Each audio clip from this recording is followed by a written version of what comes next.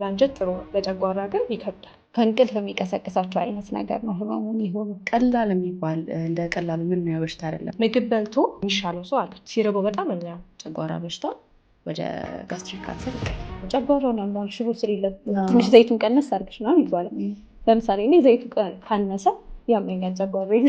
የሚወሰደው ሌላ ከምግብ ከመውሰዳችን በፊት ነው። ምክንያቱም የዚህ መድኃኒት ኢፌክቱ ምንድነው? አሲድ ፕሮዳክሽንን መቀነስ። እንደ ቀላል ነገር ነው፣ ግን ጨጓራ ሊገድል ይችላል።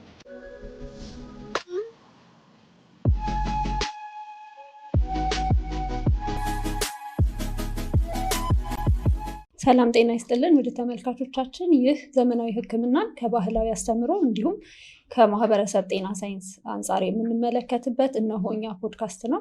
ዛሬ አብረናችሁ የምንቆየው ዶክተር ሜላት፣ ዶክተር ትዕግስት እንዲሁም እኔ ዶክተር ሩክታይት በጋራ በመሆን ነው። ዛሬ ስለ ጨጓራ ህመም የምንወያይ ይሆናል። እንዴት ናችሁ? ይመስገን። ስለዚህ ዛሬ ስለ ጨጓራ ህመም እስኪ የተወሰነ ነገር እንባባል። እንግዲህ ያው ጨጓራ ህመም አብዛኛው ሰው ሲል የምንሰማው ነው። ሁላችንም እንግዲህ የተለያየ ቀን ይሆናል እንጂ ዛሬ ጨጓራዬን አሞኛል የምንለው ነገር ነው። ግን ጨጓራ ህመም ማለት ብዙዎቻችን የምንገልጸው የጨጓራ ህመም ማለት 3 ምልክቶችን የያዘ ነው። ዲስፔፕሽን ማለት ነው።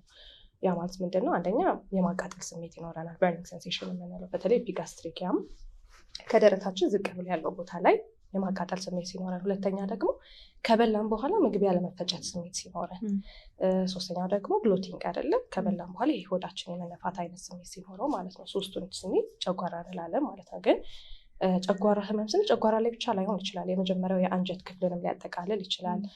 ጀርድ የምንለውን በሽታ ሊይዝ ይችላል። የጨጓራ መቆጣትም ሊሆን ይችላል። መቁሰል ሊሆን ይችላል። ስለዚህ ብዙ በሽታዎች ናቸው። ምልክታቸው ግን እነዚህ 3ቱ ምልክቶች ሜይንሊ 3ቱ ምልክቶች ያሉባቸው ማለት ነው።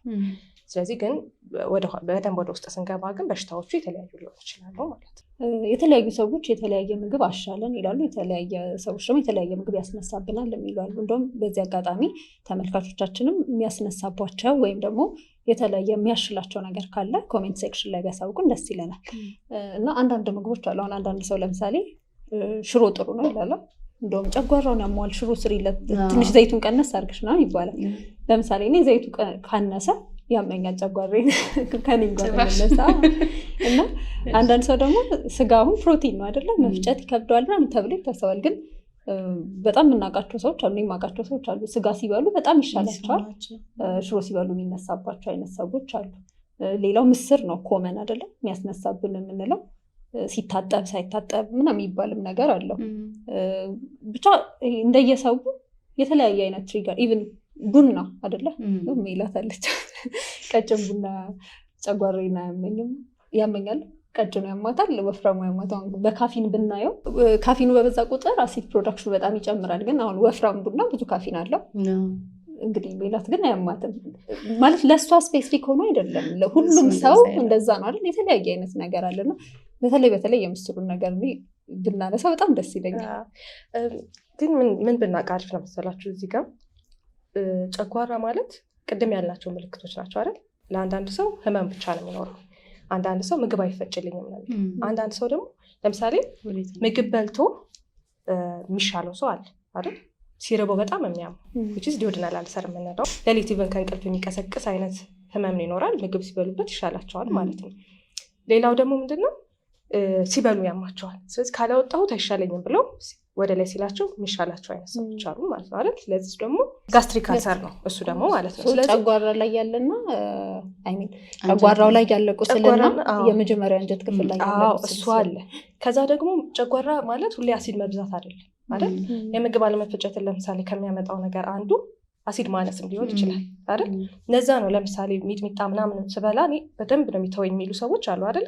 ምግብ ምናምን አልበላ ሲላቸው ማለት ነው። ምክንያቱም ሚጥሚጣ አንደኛው ስራው ምንድነው? አሲድ ፕሮዳክሽን ይጨምራል አይደል? ስለዚህ በርበሬ፣ ሚጥሚጣ የበዛባቸው ነገሮች ስንበላ አሲድ ፕሮዳክሽን ይጨምራል፣ ምግብ ይፈጫል ማለት ነው። ስለዚህ ደህና ይሆናሉ ማለት ነው። እንደዚህ አይነት ኢፌክቶች አሉ። ስለዚህ ግን ወደ ምስሩ ከመጣን አሁን ምስር ችግሩ ምንድን ነው? ሌክቲን የምንለው ፕሮቲን አለው ምስር ማለት ነው። ስለዚህ ሌክቲን ደግሞ ምንድነው? ካርቦሃይድሬት ጋር ታች ያደርጋል፣ አንጀት ላይ ጨጓራ ላይ ምናምን ይለጠፋል፣ ቶሎ አይፈጭም። ስለዚህ አሲድ ፕሮዳክሽን በጣም የመጨመር ነገር አለው ማለት ነው። ሌላ ምንድነው? ምስር ላይ ምን አለ? ፋይበር አለ። ሃይ ፋይበር ዳይት ነው። ለአንጀት ጥሩ ነው፣ ለጨጓራ ግን ይከብዳል። ምክንያቱም መፈጨት ነገሩን ስለሚያዘገየው ማለት ነው። ሌላ ምስር ላይ ያሉት ደግሞ ምንድናቸው? ፈርመንተብል የምንላቸው ካርቦሃይድሬቶች አሉ። እነዚህ ማለት ጋዝ ፕሮዳክሽንን ይጨምራሉ። ስለዚህ ከበላ በኋላ አንድ ሰው ምስር ይህ ሆድ የተነፋ ምናምን አይነት ነገር የሚሉት ለዛ ነው። ምናምን ብሎቲንግ ማስገሳት ብሎቲንግ ምናምን ያመጣል ማለት ነው። ሶ መፍትሄው ምንድን ነው? ለምስር ለምሳሌ የሚመከረው በደንብ ማጠብ። አንደኛ ይሄ ነጭ ነገር ይኖረዋል ምስር ስናጥብ፣ እሱ በደንብ እንዲወጣ አድርጎ ማጠባት። ሁለት በደንብ ማብሰል አለበት ምስር፣ እነዚህ ነገሮች እንዲቀንሱ ማለት ነው። ሌላ መዘፍዘፍም ኦፕሽን ነው። አሁን ለምሳሌ ከክክ ምስር ይልቅ ድፍን ምስር ላይ ይበዛል እንደዚህ አይነቱ ነገር። ምክንያቱም ድፍን ምስር ደግሞ የበለጠ ለመፈጨት ከቨርም ስላለው የበለጠ ለመፈጨት ስለሚከብድ ማለት ነው። ስለዚህ ክክ ምስር ኢቨን ከምስር አይነት ራሱ ግሪን አለ አይደል? ግሪኑ አለ፣ ቢጫው አለ፣ እኛ ጋር ደግሞ ቀላ ያለው አለ። ስለዚህ ግሪኑ አሪፍ ነው፣ ከዛ ደግሞ ቢጫው፣ ከዛ ደግሞ ቀዩ ማለት ነው። እና አይነቶቻቸውም ይለያያሉ ማለት ነው። ስለዚህ የምስሮቹ አይነቶችን ማተር ያደርጋሉ ማለት ነው። መዘፍዘፉ መታጠቡ እንዳለ ሆኖ ማለት ነው። ግን ምስር አሁን ለምሳሌ ትሪያሎች ተሰርተው ነበር ስኳር ያለባቸው ሰዎች ላይ፣ እንደዚህ ደግሞ ኮሌስትሮል ጥሩ ያልሆኑ ኮሌስትሮሎች አሉ አይደለ? ከኮሌስትሮል ጨምሮ ትራይግላይሰራይዶች እንደዚህ ያለባቸው ሰዎች ላይ ተሰርቶ ምስር እነዚህ ነገሮች ይቀንሳል። ስለዚህ ጥቅም አለው ማለት ነው። ስለዚህ ግን ዋናው ጨጓራ እንዳይነካ መደረግ ያለበት እነዚህ ፕሪኮሽኖች መውሰድ አለብን ማለት ነው። እንደዛ ነው። ሌሎች ሰዎች ለምሳሌ ጨጓራቸውን ሲያቃጥላቸው ሚጥሚጣ ምናምን ነገር በጥብጦ ምናምን የሚጠጡ ሰዎች አሉ አይደለ? በደንብ ሪሊፍ የሚሰጣቸው ምናምን። አሁን እነሱ እንዴት ይሰራል ምናምን ይባላል። ያስነሳበትም ስላለ ማለት ነው። ስለዚህ አንዱ መካኒዝም ቅድም ያለው ነው፣ የጨጓራው በሽታ አይነት ማተር ያደርጋል። ሁለተኛው ግን እንዴት ነው? ለጊዜው ፔን ሲግናልን ይቀይራሉ። ካፕሽን ነው አይደል ያለው ሚጥሚጣ ውስጡ ማለት ነው። እና ያ ማለት ለምሳሌ የሚለጠፉ የህመም ማስታገሻዎች ታውቃላችሁ፣ ከሱ የሚሰሩ ማለት ነው። ያቃጥላሉ፣ ይለበልባሉ። ሶ ፔን ደግሞ ታውቃላችሁ፣ ለምሳሌ እዚህ ጋር ቁስል ቢኖረኝና እዚህ ጋር ብቆነጥጭኝ ይሄኛውን ህመሜን እረሳዋለሁ፣ ለጊዜው ይሄኛው ላይ ነው ፎከስ ማድረገው። ሶ የዛ አይነት ኢፌክት አለው ማለት ነው። ዳይቨርት የጨጓራው ቁስለቱን ትቶ ነም የማድረግና ህመሙን የማስረሳት ባህሪ አለው ለጊዜው። ግን ከዛ በኋላ ምን ያደርገዋል? አሲድ ፕሮዳክሽን ይጨምረዋል። ከዛ ደግሞ ህመሙን ያባብሰዋል። ለዛ ነው ሚጥሚጣ ለእኔ ያስተውኛል ይላሉ። አዎ፣ ግን ምን ከለክል በተቻለ መጠን ባይበሉ የምንመከረው ለምንድን ነው?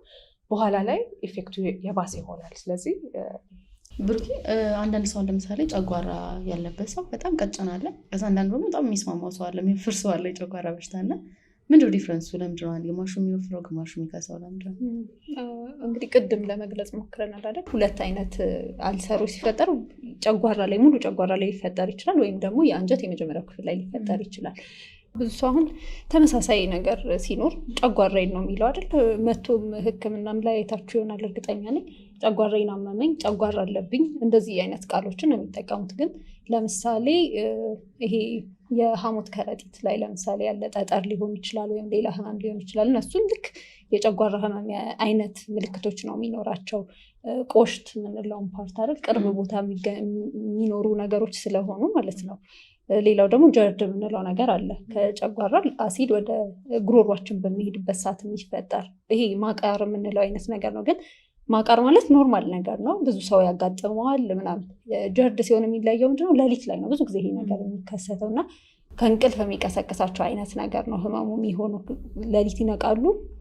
ከዛ ሄርት በርን ነው እንደው የሚባለው፣ ልቤን ያቃጠለኝ አይነት ነገር የሚል ስሜት ማለት ነው። ግን ያው በተለምዶ ልብ ይባላል እንጂ ልብ አይደላችም። እዚህ መሀል ላይ የምትሰማን አይነት የማቃጠል ስሜት ነች። አንዳንዴ እንደውም የሆነ የልብ ህመም ሁላ የሚመስልበት ነገር አለ። የሆነ ነገር ተጫነኝ ወይም ደግሞ እንደዚህ መጨምደድ አይነት ነገር ስሜት ተሰማኝ፣ ወደ አገጬ ይሄዳል፣ ወደ ግራ እጄ ይሄዳል ምናምን የሚሉት አይነትም ኮምፕሌን አላቸው። አንዳንዴ እንደ ሳል ያደርጋቸዋል። ወይም ደግሞ ዊዚንግ የምንለው ልክ አስማ ያለባቸው ሰዎች ላይ ሲር ሲር የሚል ድምፅ አለ አይደለም? ልክ እንደዛ አይነትም ምልክቶች ሊኖሯቸው ይችላሉ። እና ብዙ ጊዜ ግን ያው ጨጓራዬን አመመኝ ወይም የጨጓራ ህመም ነው ብለው ነው ለእኛም የሚገልጹልን እነሱም የሚያስቡት ማለት ነው። በተለይ ግን እዚህ ጋር ረጅም ሳል ሲኖር አይደለ? ለረጅም ጊዜ ክሮኒክ ካፍ ይኖራል እና በተለይ ማታ የሚብስ አይነት ሳል፣ ልክ ሊተኙ ሲሉ የሚመጣ አይነት ሳል ሲኖራቸው እና ይሰማቸዋል። ኢቨን አሲዱ ሲመጣ እኮ እዚህ ጋር የማቃጠል የመምረር አይደለም አይነት ስሜት ይመጣል እና እነሱ በሚኖሩበት ጊዜ ጀርድን ማሰብ አለ።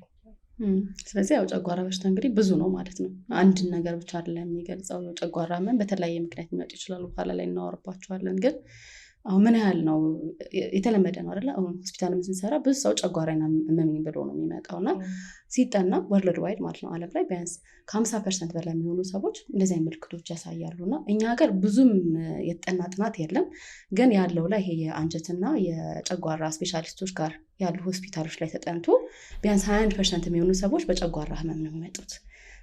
ከዛ ውጭ ደግሞ 8.8% የሚሆነው የጨጓራ ካንሰር ይኖርባቸዋል። ማለት የቀላል ቁጥር አይደለም ማለት ነውና በኋላ እናወራዋለንና ኮመንሊ አሁን ለምሳሌ ጨጓራ በሽታ የሚመጣበት ምክንያት ኤች ፓይሎሪ የምንለው ባክቴሪያ ነው አይደል? ባክቴሪያ ነውና ዓለም ላይ 50% በላይ የሚሆነው ሰው የጨጓራ ባክቴሪያ ይኖረዋል። ከዛ ያላደጉ ሀገሮች ወደ ኢትዮጵያ ደግሞ ስንመጣ ወደ ከ80% በላይ ሊሆን ይችላል። እና ለኪ ቀላል የሚባል እንደ ቀላሉ የምናየው በሽታ አይደለም ከሚያመጣው ኮንሲኩዌንስ ከሚያመጣው ኢፌክት አንጻር ማለት ነው። በኋላ እናወራበታለን። የሚያመጣው ደግሞ ኮምፕሊኬሽኖችም ደግሞ ከህመሙ በላይም ደግሞ ትልቅ የሆነ ኢምፕሊኬሽን ፋሚሊም ላይ ሀገርም ላይ ሰዎችም ላይ ያመጣል ማለት ነው።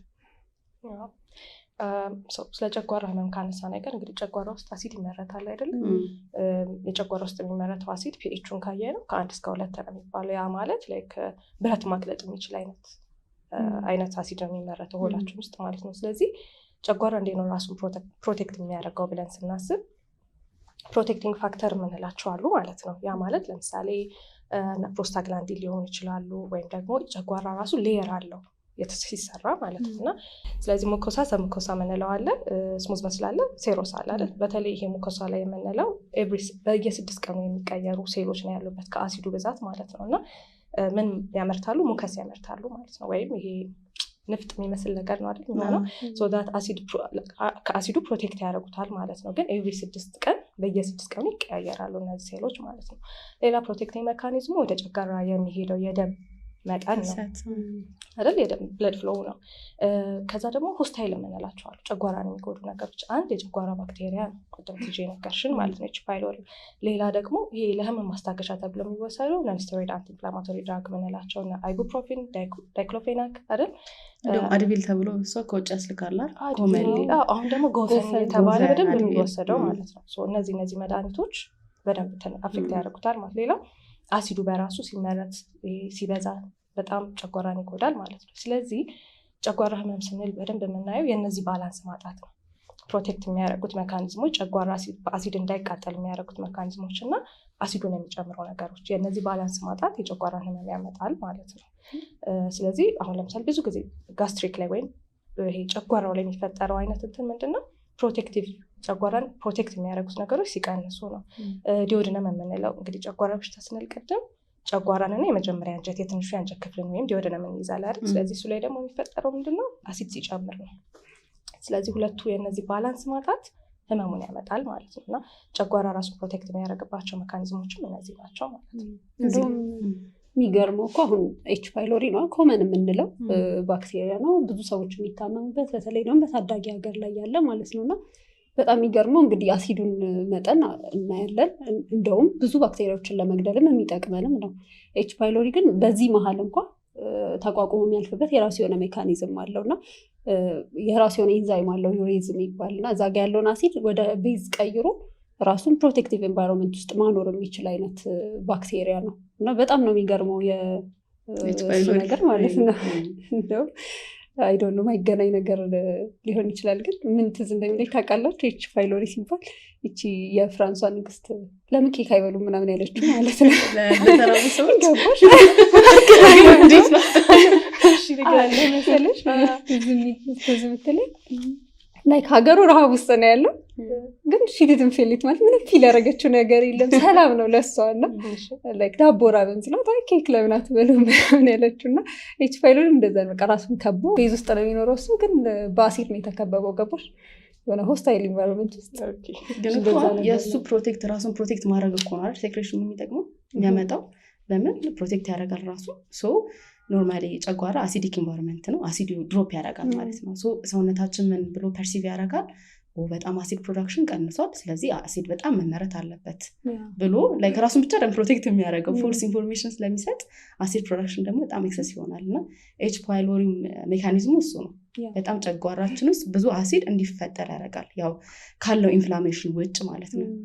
እና እንደውም እዚህ ጋር ቅድም ሜሉ እያልሽ ነው የነበረው የጨጓራ ፓርቶች አሉት አይደለ? ቅድም እያወራችሁ የነበረችው እና ጨጓራ በሽታ ሲኖር የተለያዩ ለምሳሌ ጋስትራይተስ የምንለው አለ። ጋስትራይተስ ሲሆን ሙኮሳው ቅድም ያለችው ሜሉ የመጀመሪያው ፓርት ይቆጣል፣ ኢሪቴተር ነው የሚሆነው። ከዛ በኋላ ደግሞ የምናወራቸው አለ አልሰር ምናምን ደግሞ ሲሆን መነሳት ነው የሚሆነው፣ ወይም ያቺ ቦታ ላይ መቦርቦር አይነት ባህሪ ይኖረዋል ማለት ነው።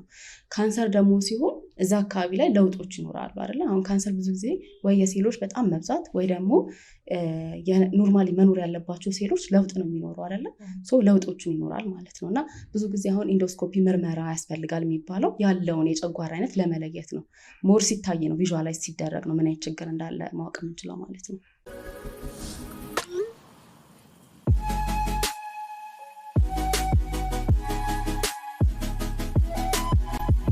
ስለዚህ ሜሉ እንዳለችው ጨጓራ በሽታ ሲነሳ የሚያነሱበት ደግሞ ምክንያቶች አሉ። የሚነሳበት ዋና አጋላጭ ነገሮች አሉ። ቅድም እንዳላችሁ ኢዘር የአሲድ ፕሮዳክሽን በጣም ይጨምራል ወይም ደግሞ ጨጓራን የላኛው ሙኮሳይች ፕሮቴክቲቭ ላየሯ ትጎዳለች ማለት ነው። እነሱ ምንድን ናቸው የሚያጋልጡት ብለን ካየን ያው ቅድም እንደተባለ የመጀመሪያ ኤች ፓይሎሪ ኢንፌክሽን ነው አይደለ? ኤች ፓይሎሪ ኢንፌክሽን ለአብዛኛው ውስጥ ከ80 እስከ 90% ለሚሆኑት የጨጓራ ችግሮች ምክንያት ነው። እሱ አለ ማለት የመጀመሪያው ነገር እና ኤች ፓይሎሪ ኢንፌክሽን በኋላ ሚሉ ዲቴል ታወራልናለች፣ እንዴት መመርመር እንዴት ማከም እንዳለብን ዲቴል ታወራልናለች። ግን የጨጓራ ህመምን ከመፍጠር ውጭም ደግሞ ካንሰርን የማምጣትን ባህሪ ያለው በታዳጊ ሀገሮች ላይ ኮመን ነው። ለምን አብዛኛው ሰው ኤች ፓይሎሪ የሚይዘው በልጅነቱ ነው። እንደውም ቅድም ብያለሁ ከ50% በላይ ያለው ሰው ኤች ፓይሎሪ ያለበት እና በልጅነቱ ነው። እንዴት ነው የሚይዘው ከተባለ ፌኮ ኦራል አለ፣ ይሄ ንጽህናውን ያልጠበቀ ምግቦችን መጠጦችን እንደውም አንዳንድ ጊዜ እንደውም በምራቅም ይተላለፋል የሚባል ነገር አለ። በዛ ይተላለፋል። ክራውድድ ሆኑ ብዙ ሰዎች በጣም ጅብ ብሎ የሚኖሩበት ቦታ ላይ ኤች ፓይሎሪ የመኖር ነገር አለው። ከልጅነት ጀምሮ ያድጋል ማለት ነው። አብዛኛው ሰው ሲምፕቶማቲክ ላይሆን ይችላል፣ ምልክት አያሳይም። ለምንድነው እንደዛ የሚሆነው? ጄኔቲክ ነው አይደለ? ዘረመል የምንለው ነገር አለ። ሁሉም ሰው ላይ ምልክት ላያሳይ ይችላል፣ ሁሉም ሰው ላይጎዳ ይችላል። ግን ኤች ፓይሎሪ የማይታከም ከሆነ ብዙ ኮምፕሊኬሽኖች አሉበት፣ በኋላ እናወራለን ማለት ነው። አንድ እሱ ነው። ሁለተኛ የጨጓራ ህመምን የሚያመጣው ምንድነው? ሲጋራ ማጨስ ነው። ሲጋራ ማጨስ እንዴት ነው የጨጓራ ህመምን የሚያመጣው ካልን፣ አንደኛው ቅድም ብሩኪ እንዳለችው ሜሉ እንዳለችው ብለድ ፍሎ አይደለ? ደም በደንብ ወደ ጨጓራ መሄድ አለበት እና ሲጋራ በጣም የሚያጨሱ ሰዎች ብለድ ፍሎዋቸው በጣም ዲስትራክትድ ይሆናሉ። ለምን? የደም ቱቧቸው በተለያዩ አላስፈላጊ ስቦች ስለሚዘጋ ብለድ ፍሎ በጣም የቀነሰ ይሆናል። ሁለተኛ ኢሪታንት ነው አይደለ? ውስጡ ያሉት ኬሚካሎች ጨጓራ እንዲቆጣ ያደርጋል እና ጨጓራ ሲቆጣ ምን አይነት ባህሪ ያለው? አሲድን በጣም ሴክሬት የማድረግ ባህሪ ያለው ዲፌንስ ሜካኒዝሙ ማለት ነው። አሲድ በጣም ሴክሬት እንዲሆን ያደርጋል ማለት ነው። ሁለተኛ ራሱ ኢሪታንቱ ለራሱ እንዲቆጣና ሙኮሳ ላየሩ እንዲጎዳ ያደርጋል። ከዛ በተጨማሪ የስሞኪንግ ኢፌክቱ ምንድን ነው?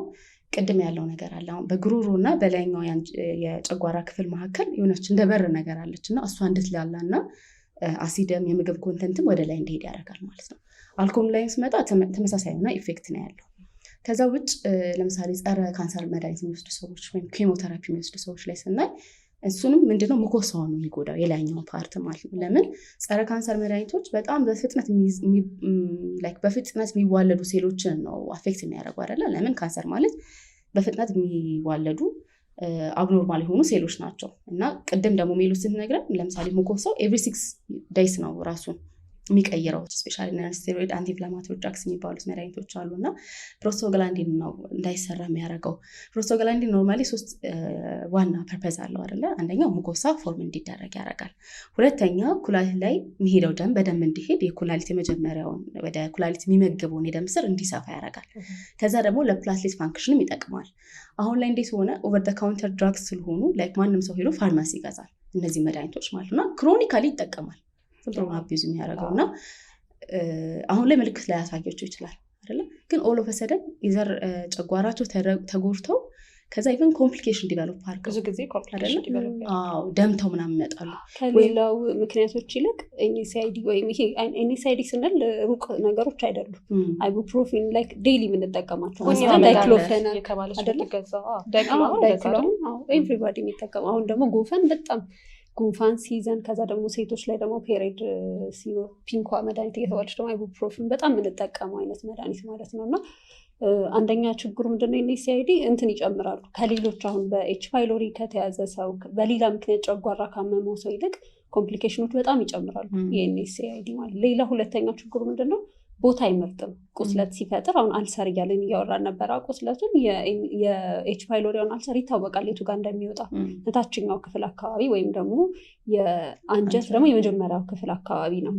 የNSAID ሲሆን ግን ሁሉም ቦታ ላይ ቁስለት ሊያመጣ ይችላል ማለት ነው። እና እንዳልሽው ደግሞ ድንገት በኮምፕሊኬሽን ብቻ ሊመጡ ይችላሉ መጀመሪያ የማያማቸው ሰዎች እና ምንም አይለኝም እኔ ጨጓራዬን በወስደውም አይነት ስሜት አይሰማኝም ብሎ ዝም ብሎ መውሰዱ ትክክል አይደለም። በዚህ ላይ ግን በደንብ ተመልካቾቻችን ኮሽን እንዲሰጡት የምፈልገው በደንብ አንድ የተሳሳተ አመለካከት እየመጣ ነው። ያ ምንድነው ኮትድ ከሆነ ለምሳሌ ጎፈና አሁን ከበሮ አይደል ሰማያዊ ነች ለስለስ ያለው ነው። አድቪል ከሆነ ከውጭ ነው የመጣው ምናምን ይባልና አይጎዳም ጨጓራ ይባላል። በምንም አይነት አይደለም ውጠ ነው ብንቀባው ሲስተሚክ ፕሮስታግላንዲን ነው የሚቀንሰው። ስለዚህ ጨጓራን ይጎዳል ማለት አይደል? በመርፌም ብንወስደው ስለዚህ ሁሉም አይነት ሜተር ላይ ብንጠቀመው ጨጓራ ህመምን ያስከትላል ማለት ነው። ስለዚህ ይሄ ምንም አያደርገኝም አይነቱን ነገር በተቻለ መጠን መቀነስ አለብን። ያ እውነት ነው። ፕላስ ደግሞ ሆንኩ ከጨጓራ ህመም ውጭ ደግሞ ኩላሊት ላይ አይደል ኢፌክት እያመጣ ነው። ስር የሰደደ የኩላሊት በሽታ በእነዚህ መድኃኒቶች እየመጣ ነው ያለው። ሰው ያቀም መድኃኒት ይወስዳል መጨረሻ ላይ በኩላሊቱ ፌል አድርጎ ነው የሚመጣው ስለማይታወቅ ማለት ነው። ስለዚህ በጣም ኮሽየስ መሆን እንደውም አሁን ላይ እንደሚመከረው ለምሳሌ ሰውነታችን ትኩሳት ቢኖረን ላይክ አሁን የሆነ ያበጠ ፓርት ቢኖረን ምናምን ጀስት ኖርማል ኢንፍላሜሽን ፕሮሰስ ነው አይደለ? ሰውነታችን ራሱን የሚያክምበት መንገድ ነው አይደለ? መቆጣቱ፣ ማበጡ፣ ትኩሳት ማምጣቱ እኮ እዛ አካባቢ ነጭ ደም ሴሎች ሂደው ኢንፌክሽኑን ለመቆጣጠር የሚያደርጉት ፋይት ነው ያን ነገር የሚፈጥረው እና ኖርማል ነገር ስለሆነ ከተቻለ የጤና ባለሙያ ጋር መሄድ ካልሆነ ግን ለትንሽ ጊዜ ማየትም ይቻላል። ለምን ራሱ ሰብሳይድ ስለሚያደርግ ማለት ነው እንጂ ለሁሉም ለትንሽም ለትልቅም ህመም መድኃኒት መውሰድ የለባቸው በተሻለ መጠን። ከዛ ውጭ ደግሞ ምን አለ ጨጓራ ህመምን የሚያመጣ ካለን ሰውየው ያለበት ስትሬስ ተጨማሪ ለምሳሌ ከፍተኛ ነው የእሳት አደጋ ቢደርስብን ሰውነታችን ቆዳችን በጣም ቢጎዳ በእሳት ምን ይሆናል? ብዙ ፈሳሾችን በትነት መልኩ እናጣለን እና ወደ ጨጓራ የሚሄደው የደም ፍሰትን በጣም ይቀንሳል። ስለዚህ ሙኮሳው የተጎዳ ይሆናል ማለት ነው። እንዲሁም ደግሞ የጭንቅላታችን ውስጥ ያለው ፕሬሸር በጣም ከፍተኛ ሲሆን ለምሳሌ ጭንቅላታችን ውስጥ በአደጋ የተነሳ ደም ደምቶ ሊሆን ይችላል፣ ወይም ደግሞ ጭንቅላታችን ውስጥ እጢ ተፈጥሮ ሊሆን ይችላል። በተለያየ ምክንያት በጣም ፕሬሸር ሲጨመር ቫጋል ስቲሙሌሽን የሚባል ነገር አለ። ቫጋል ነርቭ ስቲሙሌት እንዲደረግ ያደርጋል። እሱ ደግሞ አሲድ ሴክሬሽንን በጣም እንዲጨምር ያደርጋል ማለት ነው። ከዛ ውጭ ደግሞ አይሲዩ ያሉ ሰዎች ላይ አይደለ ኮመንሊ አይሲዩ ያላቸው ሰዎች በጣም በጽኑ ህሙማን ውስጥ ያሉ ሰዎችም እንደዛው ሰውነታቸው ላይ ያለው ብለድ ፍሎ በጣም የቀነሰ ስለሚሆን ሙኮሳው እንዲጎዳ ጨጓራ ምን እንዲመጣ አልፎ ምንድነው አንዳንድ ጊዜ ጤነኛ ሆኖ አይሲዩ ገብተው ጨጓራቸው ደግሞ የሚባሉ ፔሸንቶች አሉ አይደለ ላይክ ስሩ ፕሮሰስ እንደዚህ ነገር ይፈጠራል ማለት ነው። ከዛ ምንድነው ተጨማሪ ወፍራም ሰዎች ላይ ስፔሻሊ በጣም ቦርጫቸው ጨመር ያሉ ሰዎች ላይ ምንድን የሚሆነው አንደኛ ይሄ ጨጓራቸውን በጣም ስለ ፑሽ ስለሚያደርገው ይሄ ስፊንክተሩ እንዲከፈትና የአሲድም የምግብ ኮንተንትም ወደ ላይ እንዲወጣ ያደርጋል። ሁለተኛ ደግሞ ሞቲሊቱ በጣም እንዲቀንሰው ያደርጋል። የጨጓራ የምትፈጽበትን ፍጥነት በጣም እንዲቀነስ የሚበሉት ምግብ እዛው እንዲቀመጥ ኢንዳይጀሽን እንዲመጣ ያደርጋል ማለት ነው። ከዛ ውጭ ምንድን ያለው ሴቶች ላይ ሆርሞናል ቼንጆች አሉ አይደል? ላይክ ሙሉ ላይ እድሜያችን ጋር ለሆርሞናል ቼንጆች የምናስተናግድበት ጊዜ ነው የሚኖረው አይደል? ፔሪየድ ሲመጣ ከዛ ስታረግ ስትወልድ የመሳሰሉት ሆርሞናል ቼንጆች አሉ። እነዛ ሆርሞናል ቼንጆች መኖራቸው ለራሱ ያላቸው ኢፌክቶች አሉ። ላይክ የጨጓራ እንቅስቃሴ በጣም እንዲቀንስ ያደርጋል። ከዛ ውጭ ደግሞ ይሄ የደምባለው ስፊንክተሩ እንዲላላና ከዛ ምግቦች ወደ ላይ ገርግ እንዲያደርጉ ወደ ላይ እንዲመጡ የሚያደርግበት ሁኔታዎች አሉና ብዙ ናቸው። እነዚህ የተወሰኑት ናቸው፣ ግን ብዙ ሜካኒዝሞች አሉት። ኖርማል ኢቨን አንቲባዮቲክሶች አሉ አይደለ? ለጸረ ባክቴሪያ መድኃኒቶች የምንላቸው አሉ። ጸረ ባክቴሪያ መድኃኒቶች አንዳንዶቹ ጨጓራን አፌክት የማድረግ ባህሪ ያላቸው ቅድም ከጠቀስናቸው ውጭ። ከዛ አበላላቸው አይደለ? በጣም ስፓይሲ የሆነ ቅመም ያለበት ፋት ወይም ደግሞ ስብ ያለበት ምግቦች ከዛ ጋዝ ያለባቸው ምግቦች ስንወስድ አንደኛ ቀጥታ ሲገቡ ኢሪቴት ያደርጉታል፣ እንዲቆጣ ያደርገዋል። ቅድም እንዳልኩት ጨጓራ ሲቆጣ አሲድ ፕሮዳክሽኑ በጣም ይጨምራል ማለት ነው። አሁን የጨጓራ ቁስለት ያለባቸው ሰዎች ቁስለቱ ጨጓራ ላይ የሆኑ ሰዎች ልክ ምግብ በሚበሉ ሰዓት ኮንፈርት ያጣሉ። ልክ ሲበሉ ይታመማሉ። ምክንያቱም ቁስሉ አለ፣ አሲድ ይመረታል። ከዛ ደግሞ ምግቡ ሄዶ ይነካዋል ቁስላቸውን እና ከአሲዱ ጋር ተደምሮ በጣም ህመም ይሰማቸዋል። እና ብዙ ጊዜ የማስታወክ ምግቡ ያለመፈጨት አይነት ነገር ይኖራል። ስለዚህ እነዚህ ሰዎች ብዙ ጊዜ ይከሳሉ ማለት ነው። የወሰዱት ምግብ ይቀንሳል ስለሚፈሩ፣ ከዛ የወሰዱትም ደግሞ አይስማማቸውም አሲዱ በጣም ስለሚጨምር። ግን የአንጀት የመጀመሪያው ክፍል ላይ ቁስለት ያለባቸው ሰዎች ሲሆኑ ግን ምግብ ሲበሉ ይሻላቸው። ከ2 ከ3 ሰዓት በኋላ ልክ ምግቡ ከጨጓራ ወደ አንጀት በሚሄድበት ሰዓት ነው እነሱ ህመሙ የሚሰማቸው። ያኔ ምን ያደርጋሉ? ምግብ ይበላሉ።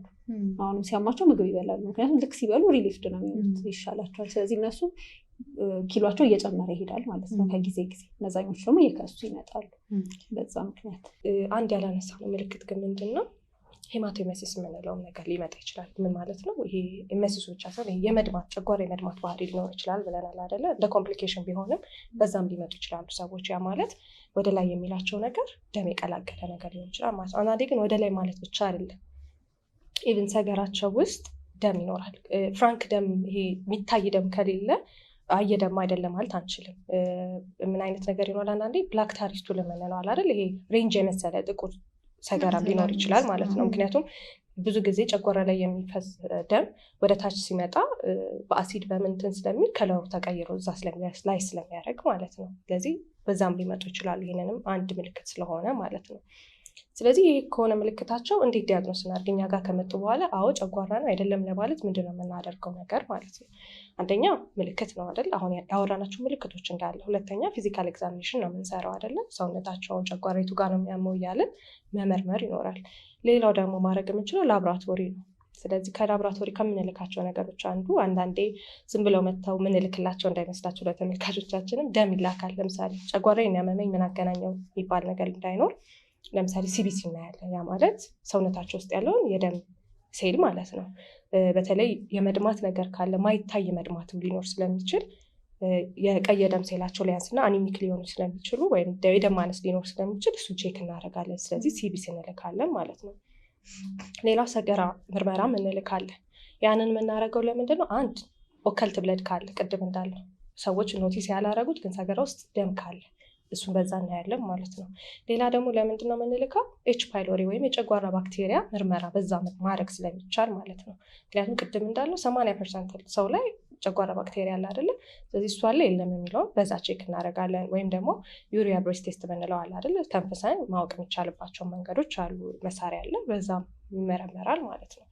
ሌላኛው ማድረግ የምንችለው ነገር ኢንዶስኮፒ ነው። ኢንዶስኮፒ ያው እንግዲህ በጉሮሮ በኩል ገብቶ የጨጓራን ፓርት እና የአንጀትን የመጀመሪያውን ፓርት ነው የምናይበት ማለት ነው።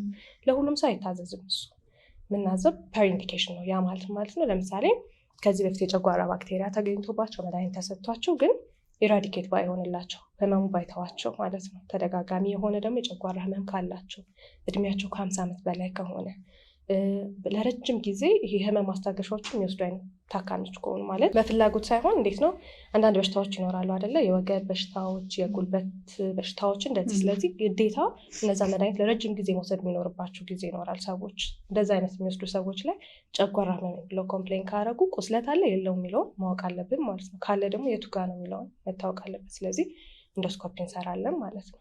ሌላ ደግሞ የቤተሰብ ታሪክ ያለው አይደለ? ጋስትሪክ በተለይ ደግሞ ካንሰር የነበረበት ቤተሰብ ያለው ሰው ካለ ደግሞ ለእነሱም ኢንዶስኮፒ እንልካለን።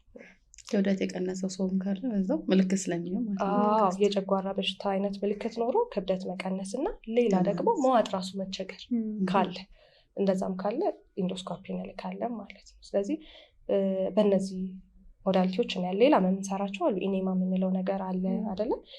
ኦርጋን ፋንክሽኖቹ ሊበሩስ እንዴት ነው? ይሄ ቅድም ብሩክ እያለችን ነበራ። ጨጓራ ብቻ አይደለም ምልክቶቹ ተመሳሳይ ሊሆኑ ይችላሉ እንጂ ለምሳሌ ሃይሞት ጠጠር አይደል? ፓንክራታይተስ ወይም የቆሽት መቆጣት ሊሆን ይችላል። ስለዚህ እነሱን ለማየት ደግሞ የምንልካቸውን ቴስቶች ሊኖሩ ይችላሉ እንዳስፈላጊነቱ ማለት ነው። አሁን እኮ ኢንዶስኮፒ ትንሽ የሚያስቸግረው አይመቹም አይደል? ብዙም ሰው የማይፈልገው በአፋችን ውስጥ መሰሪያ ገብቶ ነውና ዲስኮንፈርት ያለው ብዙ ጊዜ መሰራት የማይፈልገው ለዛ ይመስለኛል። ግን አሁን ላይ ውጭ ላይ አዳዲስ ግኝቶች እየመጡ ነውና ምንድነው በታብሌት መልኩ ኢንዶስኮፒ ተዘጋጅቶ ሰውየው ታብሌቱን ይውጣል፣ ውስጡ ኢንዶስኮፒ ነው ያለው፣ ካሜራ አለችው። ከዛ በደንብ ፎቶ ያነሳል። ስፔሻሊ ማየት የማይቻሉ ትናንሽ አልሰሮች አሉ። ይሄ ጨጓራችን እንደዚህ ፎልድ አለውና እዛ ውስጥ የተደበቁትን ሁላ በደንብ ለማየት የሚጠቅሙ አዳዲስ ቴክኖሎጂዎች እየመጡ ነው። ያው እኛ ሀገር ገና ነው። ከዛ ኤአይ አሲስተድ የሆኑ ኢንዶስኮፒዎችም እየወጡ ወደፊት በጣም ቀላል የሚሆን ይመስለኛል ዲያግኖሱ ማለት ነው።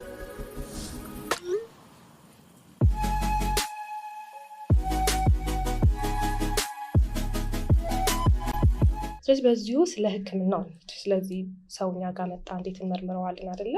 ምንድን ነው ለጨጓራ የምንሰጠው መድኃኒት የሚለውን ነገር እንነጋገር። መድኃኒት ከመውሰዳቸው በፊት ቤት ውስጥ ምን ማድረግ ይችላሉ? ምክንያቱም በመድኃኒት የሚታከም አለ፣ ያለ መድኃኒት ማከም ይቻላል፣ እና ደግሞ ሰርጀሪ ድረስ የሚያስደርስ ነገር አለ አይደል? ስለዚህ እሱ ላይ እናወራ። እንደውም ሆም ሬሜዲዎች ላይ እንደውም ከተነሳ አይቀር ብዙ አይነት እንትኖች አሉ፣ ሰጀሽኖች አሉ። ሰዎች የሚሏችሁም ነገር እርግጠኛ ነኝ ሲሉ የምትሰማቸው አሉ።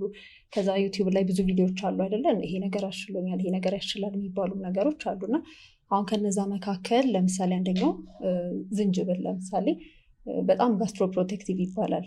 ጨጓራን የሚያድን ነገር ፕሮቴክት የሚያደርግ ነገር ነው ተብሎ ይታሰባል። ይሄ የሚሆንበት ምክንያት ምንድነው? አንደኛ ጨጓራ ውስጥ የገባው ምግብ ቶሎ ወደ አንጀት እንዲሄድ የማድረግ አይነት ባህሪ አለው።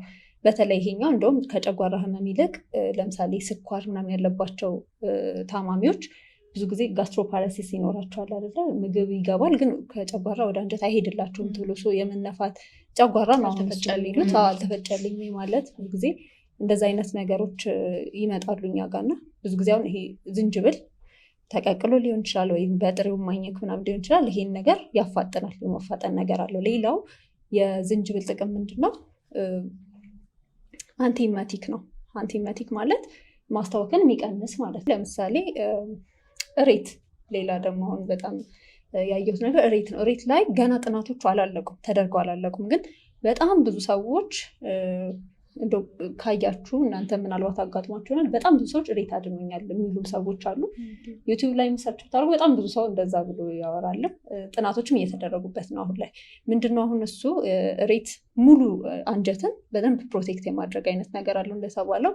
አንቲኦክሲዳንት ኢፌክትም አለው። እኔ እሬት እንደሚበላ አላውቅም ነበር በነገራችን ላይ። በጣም ይመራል፣ የመረር አይነት ነገር አለው እና ምንድነው ሪከመንድ የሚደረገው ጠዋት እንደውም በባዶ ሆዳችሁ ብትወስዱት ጠዋትና ማታ የሚወስዱ ሰዎች አሉ። ጠዋትና ማታም ቢወሰድ የሚባል ነገር አለ። አንደኛ የተጠናው ላግዜቲቭ ኢፌክት አለው። ላግዜቲቭ ማለት ይሄ ተቅማጥን የማምጣት ወደ ውስጥ ያሉ ነገሮችን ጥርግ አድርጎ የማውጣት። እንደውም አሁንም ይሄም በጥናት ኮምፕሊትሊ የተረጋገጠ ነገር አይደለም፣ ገና እየተካሄደ ያለ ጥናት ነው። ግን እንደ ለድርቀት ማለት ዲቶክሲፋይ እንደማድረጊያም ይጠቀሙበትም ሰዎች አሉ እና በጣም ጥናቶች እየተደረጉበት ነው። አንቲኦክሲዳንት ኢፌክት አለው፣ ብዙ ቫይታሚኖች አሉት፣ በጣም ብዙ ጥቅም አለው ለሰውነት ማለት ነው እና ጥናት ላይ ያለ ነገር ነው። ሌላ እዚህ ጋር የምናነሳው ወተት። አሁን ወተት ብዙ ሰዎች አዳነን ይላሉ አይደል? ሲጠጡት በቃ እንደውም ጨጓራዬን አመመኝ ሲባል ወተት ጠጪ ምናምን ነው የሚባለው። ዳርሲና ደጋፊዎቿን ወተት ጉዙላቸው ነው የሚባለው። ያ በዚህኛው ሲል አይ ነው ይባላል ነው ያልኩት። የተናደደች ነው እንገዛልሻለን። ስለዚህ ለእነሱ ነው ሚስጅ የወተትን ነገር ግን ስናይ አሁንም ኮንትራዲክት የሚያደርግ ነገር አለ። አሁን ላይ ያሉ በጣም ብዙ ጥናቶች የሚሉት ወተት ለወዲያው ቁስሉን ይሸፍናል። ቁስሉን ስለሚሸፍን ጥሩ ነው ይባላል። ግን እየቆየ ሲሄድ ግን ጥሩ አይደለም ነው። ምክንያቱም ወተት ምንድን ነው? ፕሮቲን ነው አይደለም? ውስጡ ፕሮቲን አለ፣ ከዛ ደግሞ ካልሽየም አለው።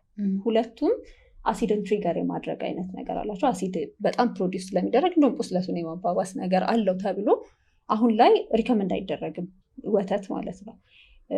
እንደውም በፊት እንትን የምንላቸዋል አይደለ? ይሄ አንቲ አሲድ የምንላቸው አሁን በየፋርማሲው በየቤታችን ያሉ ልክ ሲያመን ጨጓራችን የምንወስዳቸው ሽሮፖች፣ ከረሜላዎች የሚመጠጡ እንደዚህ አይነት ነገሮች አሉ እና እነዚህ አንቲ አሲዶች አሉ አይደል? እና አሁን ላይ ያሉት ከአሉሚኒየም እና ከማግኔዥየም ነው የሚሰሩት፣ ከእንደሱ ነው። የበፊቶቹ ግን ካልሽየም ካርቦኔት ነበሩ እና እሱም የቆመበት ምክንያት ካልሽየም አሲድ ፕሮዳክሽንን ይጨምራል። ምክንያቱም ካልሽየም አንደኛው የሚሳብበት ቦታ አንጀት ነው፣ ጨጓራ ላይ ነው አይደል? አሲድ ያስፈልገዋል። ስለዚህ አሲድ በጣም ፕሮዲውስ ያደርጋል ጨጓራችን። ስለዚህ በዛ ምክንያት ነው የቆሙት እነዚህ ነገሮች። ሆኖም ግን አሁን ላይ ደግሞ ሌሎች ጥናቶች አሉ።